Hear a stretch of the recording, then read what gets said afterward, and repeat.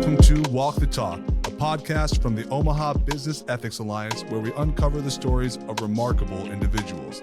Today, we have a guest with an impressive list of personal achievements and a passion for ethics in sports and business.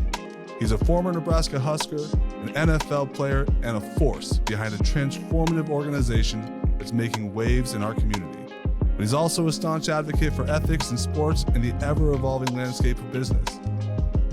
From the football field to the heart of a life-changing mission, our guest story is nothing short of remarkable. Ladies and gentlemen, it's our honor to introduce the man himself, the legend who's making a difference in our community, Steve Warren.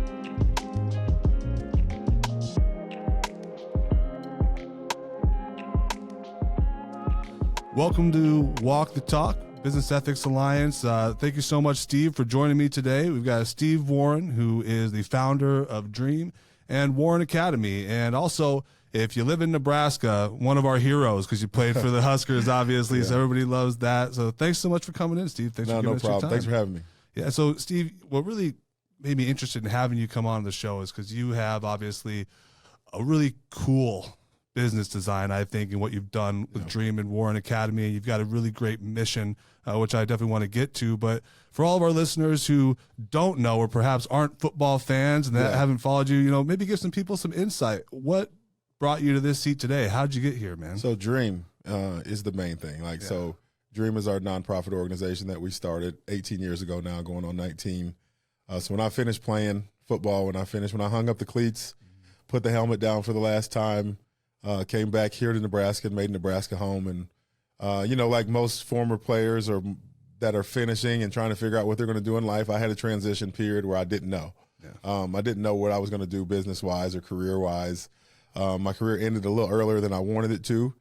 So I had started thinking about things kind of through that last year or two I was playing, and did some research and did some different things and volunteered at places. And I landed on Dream. Or the conception of Dream, right? So the idea of Dream, of what we wanted to do with helping kids and helping athletes.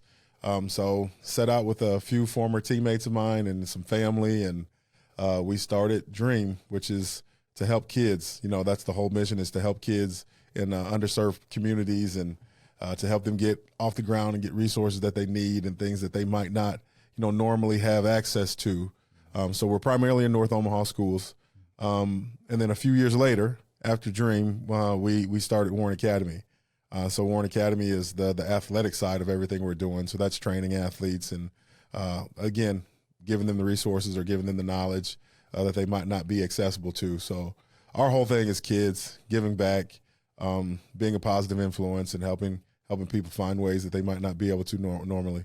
Yeah, and Dream has had a tremendous impact on the community, right? I mean, when you're running through the numbers with me, we had coffee. I mean, maybe you could run through some of those. How many kids are going through the Dream program a year or a month? And you broke those down. I mean, it was incredible. So totally, like we were talking about earlier, so Dream and Warren Academy are one organization. Right. So some people don't know that Warren Academy is actually underneath the umbrella of Dream. So it is a nonprofit. We do charge for services, so we're kind of like a YMCA type model. So we have our nonprofit side where we do community services with it, and then we have our for-profit, or not for-profit side, but our side that we charge for services. So total numbers that come through a year, if you do Dream and Warren Academy together, it's close to about 2,000 kids that'll come through in a year through camps and clinics, and then our after-school programs and mentoring programs alone are 600 kids every day all year long. Yeah. So those programs are on the school side, or the academic side and the educational support side, are every day, all through the school year. And then we also do 6 to 8 weeks in the summertime. So the kids that are in our programs inside the schools are with us all year long, every day. So that's fun, and that's good to see, and build quite a connection with them. And we got a great staff that go in there and do the work after school with those kids. Yeah, 600 kids every day. And what was so impressive is we talk about the programming and the support that you do provide them, right? When we feed them first, right? Right. Make sure they have Make food. sure they're full. Yeah, it was just something that I don't think that people appreciate or understand the gravity of that. How many kids do go to bed hungry, and giving them a meal is important, right? That makes it very, very change. important. Yeah. And then the mentorship aspect, right? Putting somebody like yourself in front of them, and people who partner with you and are like-minded like you, right? Who can be a positive influence on these kids. And bringing in the educational aspect, you had mentioned that you partner with groups and they come in for to do workshops and whatnot with these kids. Is that right? So part of the way the school works, like you said, so after school, these kids get done after school and they leave their classrooms, and the school becomes then our Dream campus. So everything in the school becomes part of Dream and an extension of what we're doing with Dream. So the library, the computer labs, the gyms, the outdoor playgrounds. We take access of everything, and then we provide kids with programming that they might be interested in. And there's a lot of choice for the kids too. So we're not just telling kids where they're going or what things they're going to be doing. With the groups that we come in, we may have different Boy Scouts, Girl Scouts, cooking classes. We might have sports programs, other mentoring groups besides just the stuff that we do. So coding, there's all kinds of things that we come and that come into the school and that provide services to the kids. But like you said, the first thing is, making sure they're getting out of school, that there's a friendly face to greet them. We're giving them that little bit of a buffer time to be a kid, right? Let's sit down, let's eat, let's play some games. Then if there's any support that you need from an education standpoint, we have the teachers that stay after school and some of the paras that stay after school and help them, whether it be with their literacy work, their English, their math, or just helping them try to figure out, what they might need to get done for the week. And then the next thing is we bring in the groups from outside of the community that do the fun stuff. And so it's good to see, the kids enjoy it. It's 100% free for the families, and that's a big thing because a lot of the families that we serve can't afford to send their kids somewhere after school and pay $200 or $300 a week for a kid to be into a program. So for us, that's important because everybody should have some quality help after school, and a lot of our parents are working people. So 3 o'clock, 3:30, they just can't take off work and get home. So they need a place for their kids to be safe and to get help and to be fed, and to have people there that they know care about them and that are helping them through. Yeah, I can only imagine it's critical for these kids, right? It can be such an important piece of your life just to have some kind of cornerstone. Right. That might not be there before you have an opportunity like Dream. And you mentioned that it's not just like everyone might see, okay, Warren Academy, Dream, the same thing, but obviously it's all about sports. And it's not all about sports. And even if you were to look at the Warren Academy side of things, where you are right, you charge people for services in order to train, and develop athletes. It's not all about performance necessarily, right? I mean, the things you learn on your way participating in these programs are life skills. Yeah, just on the Warren Academy side, when we get to the sports side of it, it's very little of what we do sometimes has to do with what happens on the field or on the court. A lot of it happens with us just sitting down and talking to athletes about decision-making, grades, things they need to be doing outside of the sport to be successful if they want to go on and play collegiate sports or if they want to go on and play professional sports. There's a lot that goes into it, and just being good at the sport is not enough. Right. Something I tell my son all the time. He's probably heard me say it 1,000 times. Talent alone isn't enough. Yeah. There's other things that you have to do, that you have to take care of to get through. So that mentoring side of it is huge. Like a lot of our coaches and a lot of our trainers have played at every level. We've got guys that have played in the Super Bowl. We've got women that play professional soccer. So there's somebody that's played at pretty much every level. We got guys that play Division I, guys that played NAIA. So there's every level's represented on our staff. So if there's a kid that's going to go through something, there's probably somebody that I can get them with to talk to.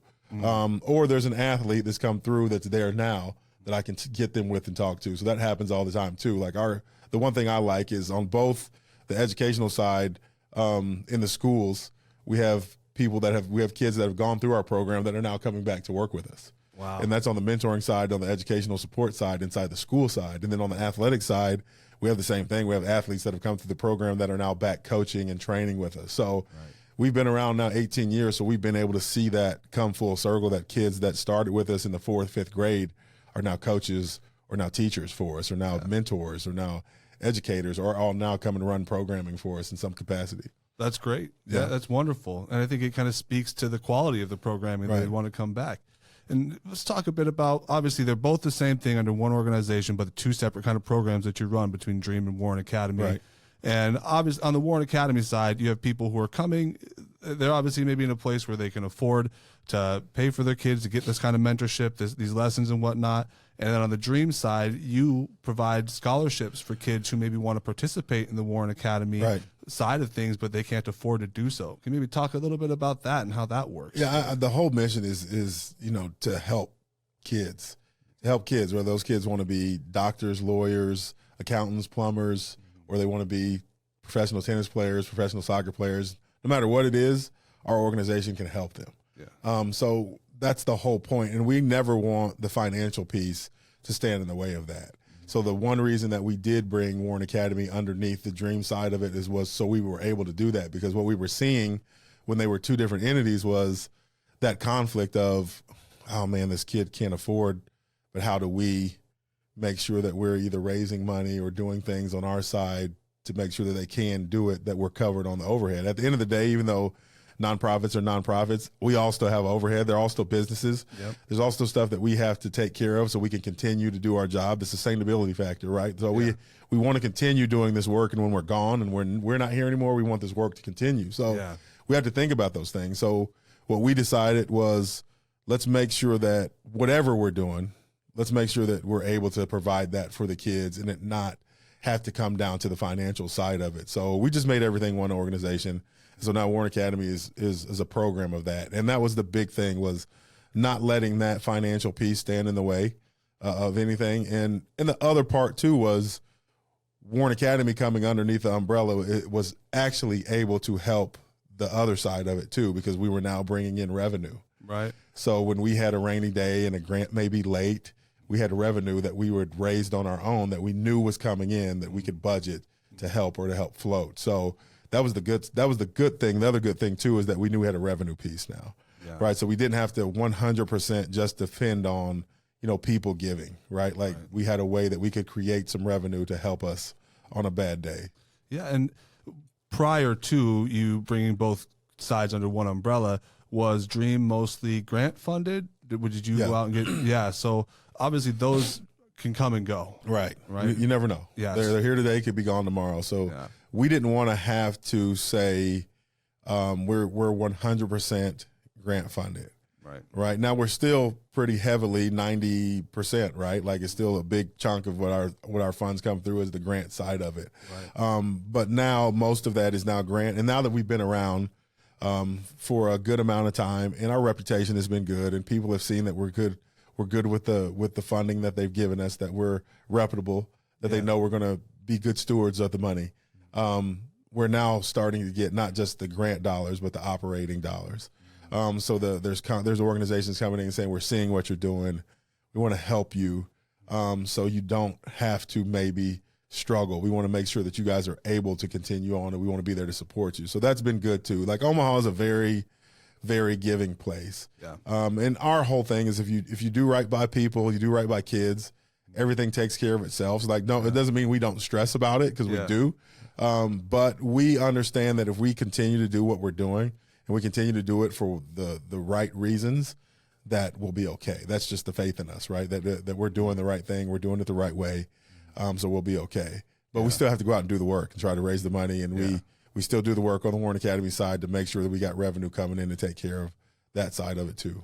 Yeah, it's a big mistake people make who are nonprofit leaders, honestly, that I've seen, where it has to be a mission. And it's like you go walk into a nonprofit, and there's tons of them in the city, right? I mean, I think it's like 1 in 6 or 4 Nebraskans are employed by a non-for-profit. You're going to find people with the best of intentions. Right. And that's not always enough. No, it's not. And it's unfortunate because you see non-for-profits go out of business, and those are employees' lives that now get turned upside down. Obviously, the only founder, maybe not an owner, but the founder of the nonprofit loses their baby in a sense that they created. So can you maybe talk about like the financial times? I know COVID coming through, doing some stuff, making things more difficult for Dream. I mean, was it really like a revelation where you just realized you're like, geez, I have this other organization over here that could be supplementing it? Was it just out of like, you almost had no choice? What spurred it to truly happen? We did it years before COVID. We just haven't done a very good job of explaining the difference between the two and how they work together and how it's one organization. That's just something we haven't done a great job of doing, but we did it probably 8+ years ago. Okay. It wasn't it was probably 3 or 4 years maybe after we started doing the Warren Academy that we decided as an organization, let's just make it one.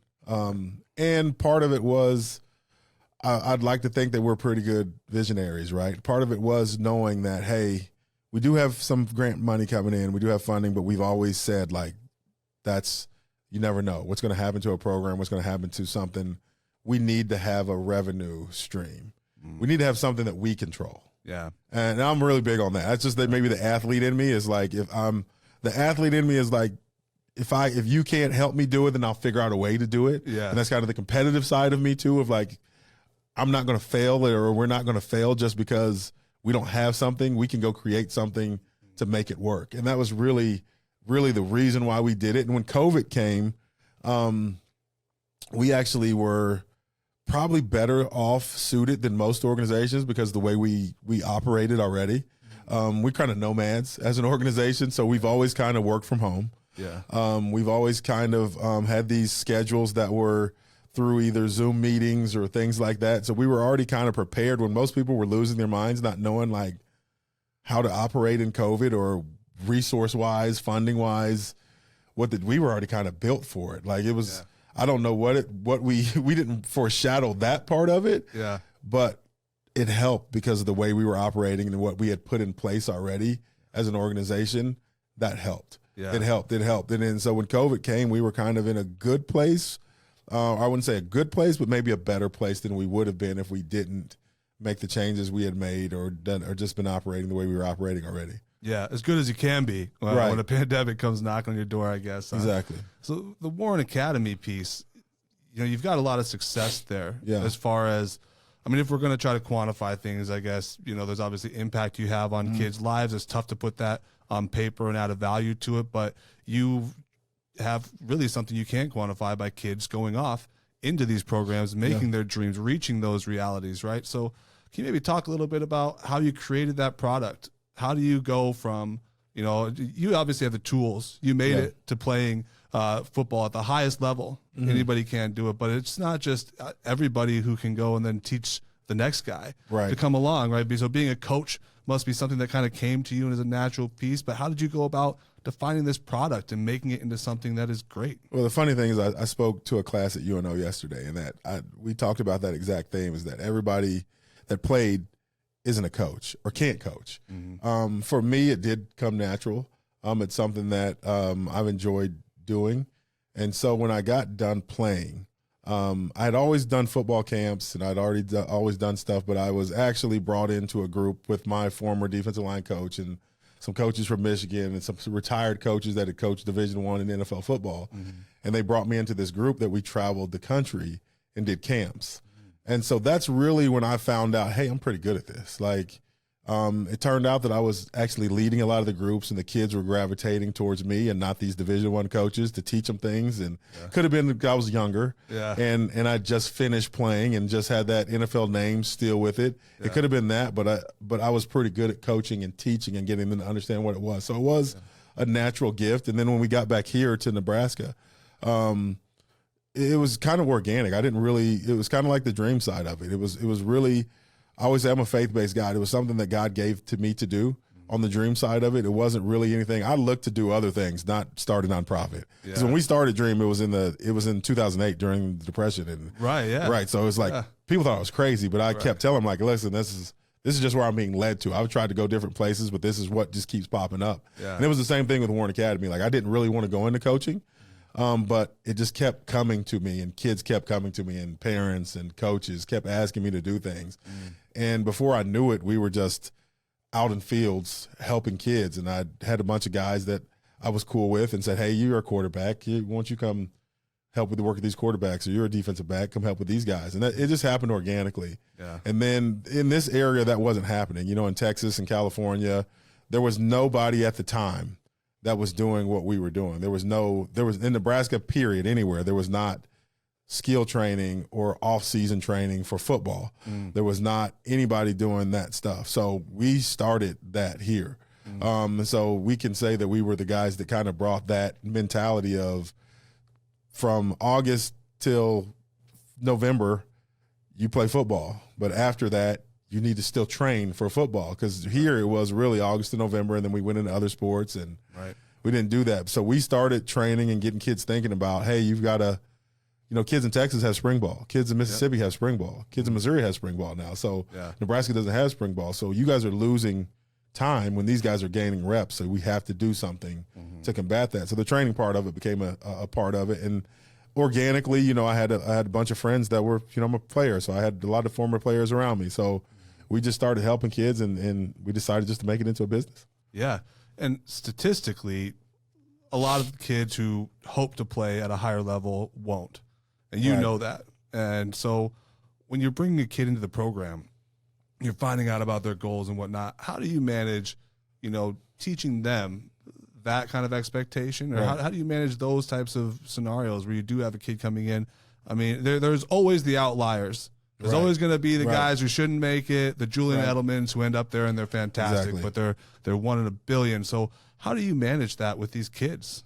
The part of that is the education part, and that's really where it comes to off the field side of things or off the court side of things, is sitting down and getting them to understand, like, okay, everybody's not a Division I athlete, but if you do want to play professional sports, there are a lot of non-Division I athletes playing professional sports, but this is what the path looks like for them.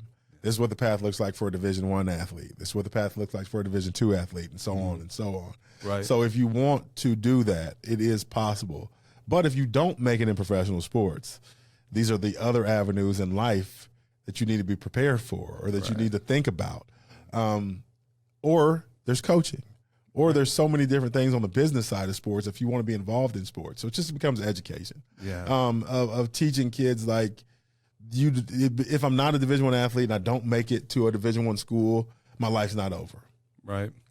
All the time we have kids that go and play at a lower level, and they've never came back and say, I hate my life.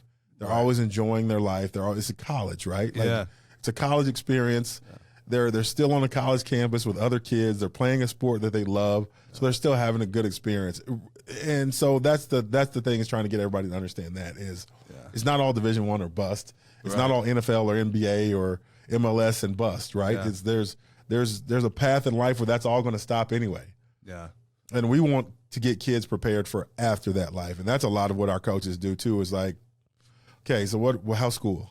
Right. What are you thinking about? What are you going to go to school for? If you do make it to a Division, what do you want to study? Right. Right. Yeah. What do you want to? What's that job lead to? Right. There's a lot of kids just say business. Yeah. Right. Like He's like, I'm going to do business. So what does that mean? Okay, business. Yeah, like everything's a business. Yeah. Right. So what field do you want? What specifically do you want to do with business? So that's where our education kicks in even more, is teaching them, like, every degree, you need something to pair with it, or you need to think about internships, or you need to think about meeting this person or going to meet this person that does that for a career, so you get to shadow them, so you know what that's like. So it's not all sports, right? It's the sports leads us to the rest of life, is what I feel like. Yeah. It's just preparing us to be adults, right? And how to manage life. And that's what sports prepares you to do, in my opinion.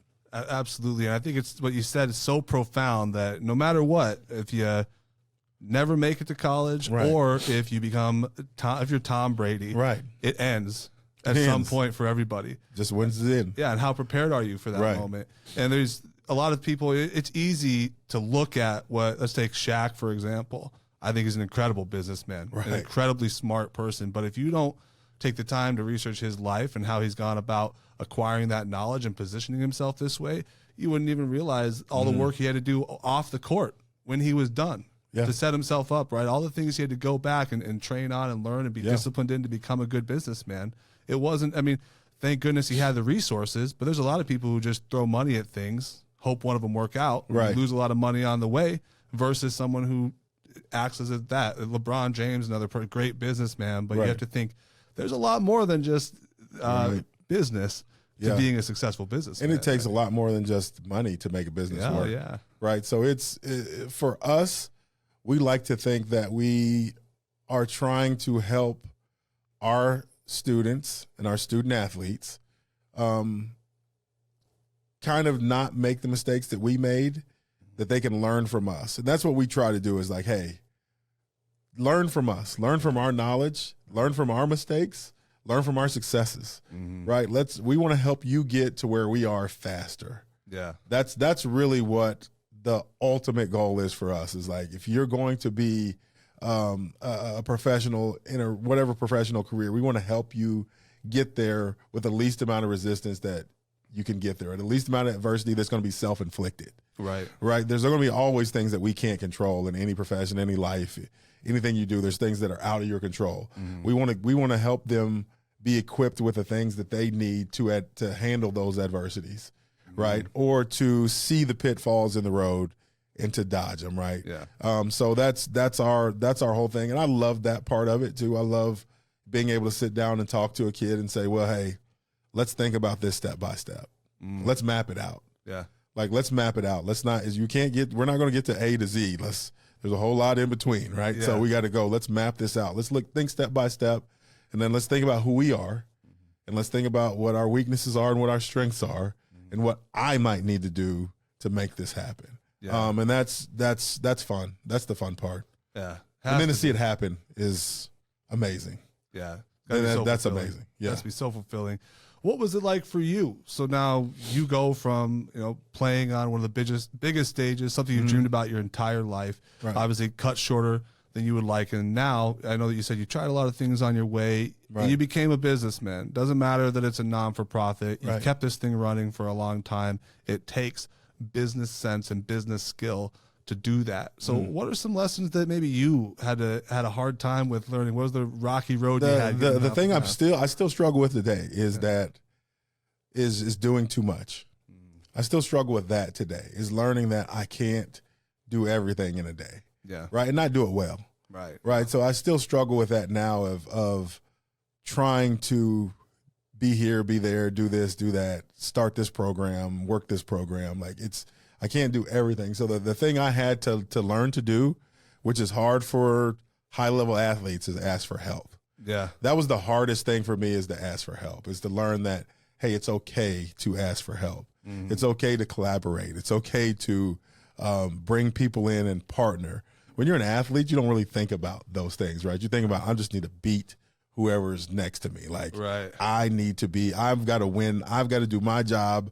I've got to beat this person. I've got to do this. Yeah. Learning was the hardest part for me, is learning that it's a we thing to make this work. Right. Like, it can't be all me to make Dream work or to make Warren Academy work. I had to learn that I had to surround myself with the right people to make this thing be successful. And a lot of that took some time for me, because it was, like I said in the beginning, it was a lot of, if you say no and you're not going to help me, I'll just do it myself. Yeah. Right. And that was just the competitive side of me, is like, it's not going to stop me if you say no. Right. I'm going to go do it, but learning that, being a little bit more patient, right? Waiting until it was the right time, and not trying to do everything. And that's still something I struggle with today, is like, because we see things that, like, man, we could do that and kill it, right? But it's like, okay, but we still need to focus on, we got to keep the main thing, right? Right.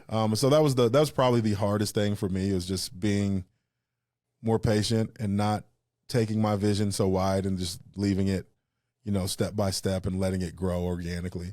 Yeah. Do what you do well. Right. And make sure you become the best product. Create the best product that you can before you try to move on to something else. Right.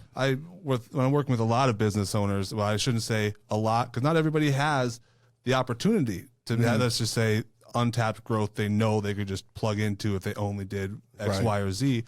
You have to take a second and step back and say, okay, let's what does this cost you? Right. Let's think about the cost-benefit analysis before we look at this, and not only about put it on numbers for your business. What about your life? You're a father. You're a husband. I'm sure you probably have a couple of hobbies you'd like to take care of yourself every now and then as well. And so if you make it so you're not able to do all those other things that are important to you, you're kind of not living up to the things you're teaching your kids, right?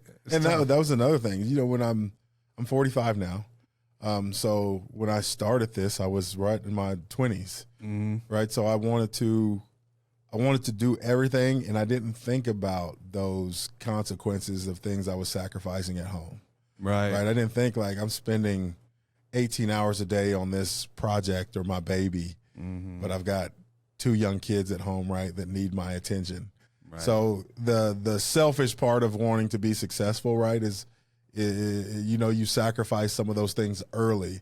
The older I got, the more I saw the importance of having balance, right, and what that balance actually helped me with professionally too, of having a balance and being able to step away and to have a life outside of what I was doing actually helped me be a better CEO or a better coach. Yeah. Right. Because I had that balance. I was finding that stability that I needed at home, from family or from friends, or just stepping away and letting my mind be free and not thinking about the same thing over and over and over. That's just not healthy. No. Right. It's just not healthy. So, but those are things that you learn. And I was in no means, like when I was in college, this was not on my radar. I didn't go to school for any type of marketing or I was a sociology major, and really I had the class laughing yesterday because I picked sociology because it was quick to graduate. Right. I didn't redshirt at Nebraska, so I knew I had 4 years. Right. I wanted to go to the NFL. I wanted to graduate in 4 years. Yeah. And so sociology was like, it was a good fast path for me to get my degree. So that's why I picked it. It wasn't because of a career or anything like that. It turned out it does help me in my field now that I'm in, but it wasn't planned. So I didn't have the background of a traditional business person or a traditional nonprofit CEO. Yeah. A lot of things that we've done is been through learning, asking questions, trial and error. Yeah. Like it's been a lot of that, and being patient. Yeah. I think a lot of things too is I know a lot of people that have worked with me in the past have been frustrated with my patience, but I think that's one thing that God's blessed me with is a tremendous amount of patience. That's great. Of knowing this is not, I know we think we should do this, but there's something that's telling me it's not the right time. Let's just be patient. It'll come, it'll happen. Let's not force it. Yeah. And it's been tough even for me at times just to be patient because so you do want to go sometimes, but always pushing the gas isn't good. Sometimes you got to coast. Oh. Sometimes you got to put it on. Sometimes you got to put it on just coast and just let it ride. Absolutely. You have to. You need to do those things. And then there's some times where as an employer or as a business owner, you're running so fast, you're not even thinking about maybe your employees. You're expecting all them to be right there with you. They can't be. You know what I mean? They're not. They're not you. They're not the owner of the company. Exactly. You can't expect the same thing out of them, but people do. And they make that mistake, and they all of a sudden, their employees that they rely on heavily can't handle it. They leave, Right. What's it been like? Obviously, you have partners in business, but it sounds like you have some very long-term employees and whatnot. So what's that been like for you, being a boss? Now, you have to be a leader when you're on a football field maybe, but it's a little different now. You're being a leader of men and women in a way different fashion. So what was that like? We've been fortunate that a lot of our people that are with us have been with us for a long time. On the academic side, on the educational and enrichment side, and also on the coaching side. The core nucleus of our group has been together almost since the beginning, or they come along when we were getting started 2 or 3 years in. A good number on the school side of it that are now helping do the everyday work, started in as just everyday staff, just in with the kids, just the hourly staff that came in and just did the programming. Right. And then they moved up to a management position, and now they're in more of an executive role. We're still growing in that capacity, but a lot of our people have been with us for a very long time. My CEO, Daniel Boyd, has been around since pretty much the beginning. He started the same way. He started in the schools, working in the schools as a site director, and now he's our COO. So he now helps run the whole organization and make sure that things are getting done that need to get done. So we've been fortunate in that regard. Now, we've lost some people, and like any business does, and we've lost people that have gone on to bigger and better jobs or bigger promotions, and we've encouraged that. Yeah, and we do encourage that. One thing for us is I always think if I don't have people that are working with us or for us that other people want, I don't probably have the right people. Yeah, right. No doubt. Like if nobody's trying to hire people from us, like we probably don't have the right people, right? Yeah. So that's kind of the way maybe that's from my football side of things, right? Of seeing, hey, offensive coordinators become head coaches, Right. And if you have a good offensive coordinator that's becoming a head coach, you probably have a pretty good team. Right. And so for us, we want to have our people that are working with our kids be people that are possibly head coaches one day. Right. That are possibly CEOs one day. Yeah. Right. Because we want to surround ourselves by that caliber of person or that caliber of worker. So that way we know that we're strong throughout. So we've been fortunate in that regard. And the fun thing is a lot of people that have tried to hire somebody, there are people that are like, well, I love it here too much. Yeah. Like I love the culture. Like I don't want to go anywhere. But it does happen sometimes. And we applaud that. Like we want to see that. Yeah. We want to see people go to get opportunities that they've dreamed about or start their own businesses and do things that they've dreamed about. And that's part of what we want to do too. It's not just about the kids. Sometimes it's about the people that work with us too. Like we've seen some of the people that work with us that needed second opportunities, that needed us as much as we needed them, right? They needed that stability of having other people that they could kind of work with to kind of help themselves professionally or personally. So we've seen a lot of that a lot of our staff and a lot of our employees have also experienced growth in their own life because of what we're doing or because of who we are as a group and how we work together. That's great. I mean, I hear a lot of really wonderful things in that answer. Obviously, I think hiring from within, wow, what a great thing to do because you obviously know those people already. You've invested a lot into them. They've invested a lot into you, and it's great you can keep them moving up and keep them with the company. Exactly. But also, it seems like, when you have this kind of a group, you have an organization where you're dealing with a lot of kids, you need to have people who are very passionate about those things in the first place. They got to have the heart for it. It can't just be there for a paycheck. That you can tell that when I talk with you. Yeah. That's how you are. You're passionate about it, and I'm sure you can tell that when you interview somebody. Right. I mean, it's a hard thing for me to fake, right? And we talk about this a lot as an organization. Like, we're not a very flashy group. Like, I mean, look at me today. Like, I'm headed right as soon as I leave here. I'm going to get into the gym with the kids, and I'm coaching the class myself tonight, right? Like, I love to still do that, right? Yeah. Even though I have to think about the high level running the organization, I can't leave the root of who I am behind and coach. So it's who we are. Yeah. Like, it's truly who we are. It's not something that we just want to do, and it's not for the paycheck. Right. It's for the purpose of what we were asked and called to do. And for me, when I'm hiring, I look for that. Yeah. I look for people that are what are you here for you? Or are you here for them? Right. Right. Because if you're here for you, this isn't the right organization. Right. Because it's never going to be about you. It's never going to be about me. It's always going to be about them. Right. Right. It's always going to be about them. It's always going to be about the people we serve. Yeah. And so we have to keep that in mind. So people don't get along with us very long, and they don't stay around very long. No. If they're not in it for the right reason, they organically kick themselves out of the room. Yeah. They do it. They do it themselves. They figure it out. It's just like, oh, okay. Yeah. But also the people that are here for the right reasons, they see that there is room for growth and promotion, and they love what they're doing. And we want to make sure that everybody around us is good. Yeah. So once you're a part of the family, you're in the family. Yeah. Like, and we're going to make sure we're all taken care of. We're going to make sure everybody has whatever they need to be successful, whether that's employee, whether that's parent, whether that's student athlete. Yeah. We're trying to make sure that we're all connected. We're all in this together. And we need to make sure everybody's moving in a direction of success.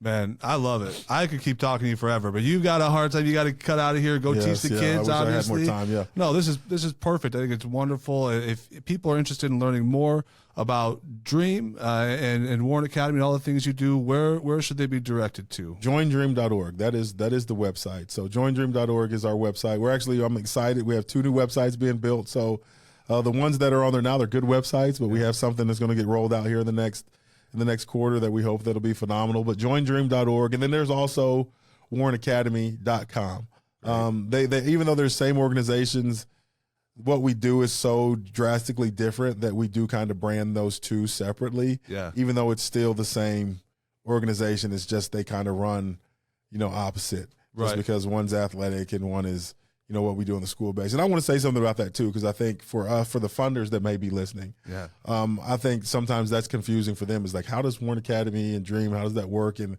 sometimes they get a little nervous, like, are we giving you grant money to Dream, and Dream is going to be helping Warren Academy? And it's really the opposite. Right. It's like really what Warren Academy does helps the grant money that you're giving us. Right. Because now that's the revenue and that's the operating dollars, that's the non-discretionary funds that we can take and do anything with. Right. Now we do have the Warren Academy side we have to operate with, so we don't want to, drain the bank account with that. But if there is something that needs to be done here, we don't have to all the time, wait for a grant to kick in. We can take this and send it there and make sure that everything's okay. Yeah. Your grant dollars, your donations aren't buying the kids. Yeah, footballs and whatnot. It's not if you're giving us the money for the things that are happening in the school, if you're giving us the funds for that, that's where those funds are going. Yeah. It's not going towards us buying uniforms and doing things that we're doing with the Warren Academy. That stuff's all being paid for by the kids and the services that are being done over there. Right. So that's the difference. And so that's where we want to clear. That's really the main difference between the two. Right. But other than that, they're still both about helping, giving back, making sure kids are successful. If anything, I would feel more comfortable about giving my dollar to an organization who I think has a lot of stability. Yeah. There's a lot of financial stability behind it, because it's not all on those grant dollars that could be gone tomorrow, right? It's like you're not putting your money into an organization that can go under quickly. Tough times come ahead. You guys have already proven you're able to withstand those tough times. You started during the financial crisis. You've survived COVID. And a piece of that is something that so many non-for-profits don't get right. You have to have profits. Right. You had those profits. You see, well, these two can work together. Right. And maybe what I'm doing over here can actually help us accomplish our goals over here.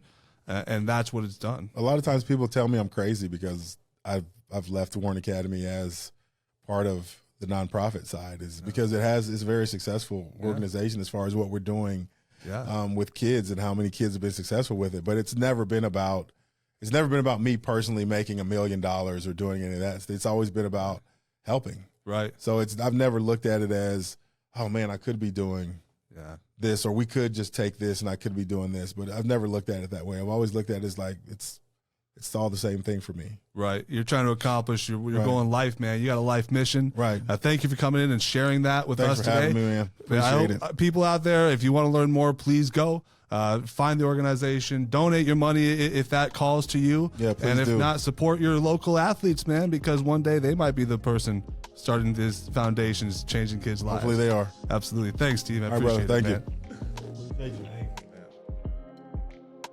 Thank you for joining us on this insightful episode of Walk the Talk from the Omaha Business Ethics Alliance.